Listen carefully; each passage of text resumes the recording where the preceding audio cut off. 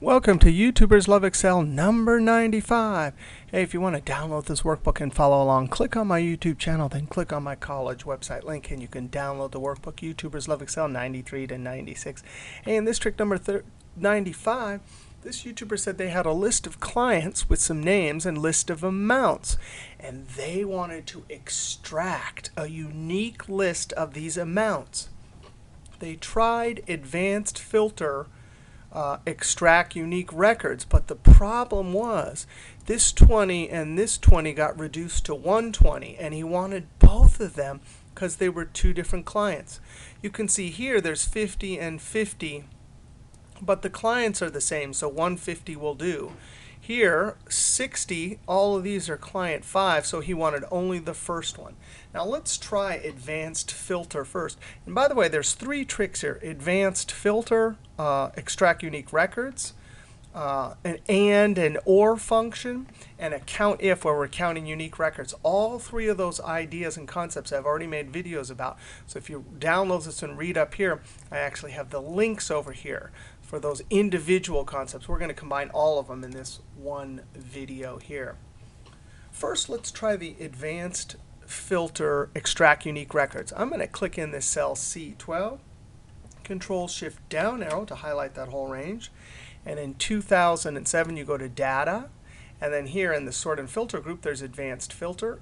In 2003, you go to the Data ribbon. And then Filter, Advanced Filter. I'm going to click this right here. It's got that range there, and I want to use this unique record. But first, I want to say copy to another location, because that's the whole point. This YouTuber wanted to extract all the unique records from this column. We don't need a criteria range because we are going to use unique records only. And copy to where? I'm going to click right there. And I'm going to select cell F12 and then click OK. Now here's the problem that this YouTuber ran into. This 20, he needed two of them because they're different clients. Whereas this 10 worked, this 50 worked because these two names are the same, so he really only wanted one. So we need to figure out something totally different than extract unique records only, because it won't work with these two 20s if the criteria is look over here also. I'm going to come over here, highlight that range there, and use the keyboard shortcut for clear all, which is content and format, Alt-EAA. That's in 2003, edit, clear, clear all. In 2007, there's on the home ribbon that clear. And not only that, but when you do advanced filter, a hidden name is saved in Excel. We just did advanced filter, and I don't want to use that anymore. So I'm going to use the keyboard shortcut to get to my list of names. And this works in both versions. Control F3. And there it is. There's that hidden name. In earlier version, this says not name manager, but define names. I'm going to click on that extract and click delete. That's a good thing to know, because whenever you do advanced filter with criteria and whatnot, these hidden names are there. Now, we can't use that. So now what we're going to do is we're going to add this column here, because the original data set only had these two columns. Add this amount and name, not a dupe. And we're going to have to invent a formula, a true-false formula, and then use traditional advanced filter with our field names and true up here to extract this. But first, we have to figure out a formula. And this formula will have a couple different parts. Let's first see if we can invent a formula that will tell us when this is a unique name. We're going to click in this cell and say AND. And the first logical test, the AND has this logical test, and you can have as many as you want, up to I think 60 it is now. But we're going to have two, and if they both come out to true, then AND will deliver the word the thing true to the cell, which is what we want. This cell, and we have to use the syntax for not, less than, greater than, less than, greater than. So this is not equal to that, comma, and the next logical test is this is not equal to this, less than, greater than. Now, right here, because this is not equal to that and that's not equal to that, the whole thing will come out to be true. But watch, when we get down here, Is this a unique record? It's going to check there. That's not equal to that. But right here, it'll say that's equal to that. And so it'll be a true and a false. And so it'll deliver a false to the cell. Let's try it. Control Enter, and then double click and send it down. See, right here is a false. So if I hit here and click F2 for edit mode, I could highlight this right here just to test. See, this one, is that one equal to that one? I'm going to hit the F9 key, which is the evaluate key. Be careful when you hit the evaluate key F9 in a formula. Always hit Control Z or else it'll just keep that false there. So that's false because it's asking, is this not that? And that's a false statement. Whereas here, is this not that? That's going to come out to be true. I'm going to hit my F9. Comes out to be true. I'm going to Control Z to undo that. So this part of the formula will work for these values, name 1, name 2, name 3.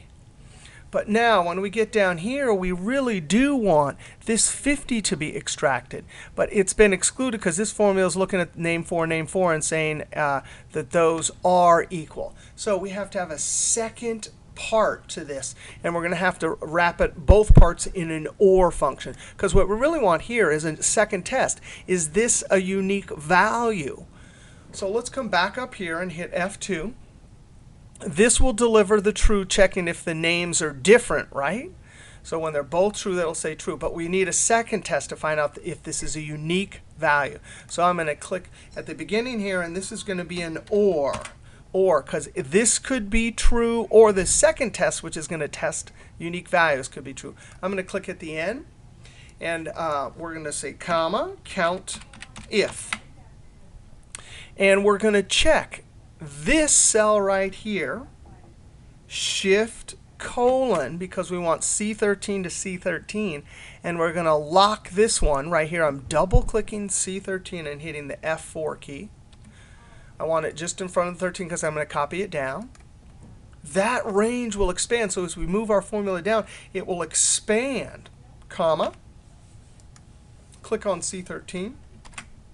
Close parentheses, equals 1. So this part, this true or false, right here, it's going to be true. But when it gets down to here, this range right here will expand, and it will be counting this cell right here, which is 20, and it will come out to be 2, and 2 does not equal 1, so it will be false. So this formula right here is a way to find the unique values. I'm going to close parentheses. And again, we've already had a video just on this one topic alone, and you can find it up there. And that's our true. Either we have an OR here. This can come out to be true, which is checking the names, or this can come out to be true, which is checking unique values. Control Enter, and then double click and send it down. Let's check and see what it did. It finally picked up this one because we want that one in our extract, but we don't want this one. Whereas here, these two 20s are exactly the same, but the name part of this true false says that it's true. So now that we have that, we can do our traditional advanced filter. You have your field names up here, your field names here. And in this cell, you type TRUE. And actually, this is not, I called this a thing earlier. It's not a word or a number. It's actually a true or false. Excel sees it that way. And you know that words, well, so that's our criteria. Now we're going to do advanced filter because we're running out of time here. Click somewhere in your data set, and this is the new field. There's cells everywhere. So we can go up to advanced filter, data, advanced filter here. And we want to not filter the list in place. We want to copy to another location. Our list range is not right, so I'm going to click that collapse, highlight the field names, not these ones up here, but these ones, and Control-Shift down arrow, uncollapse. The criteria range, I'm going to have to come up here and get all of this, and copy to, and I'm going to select that same F12, and then click OK. And there we have it.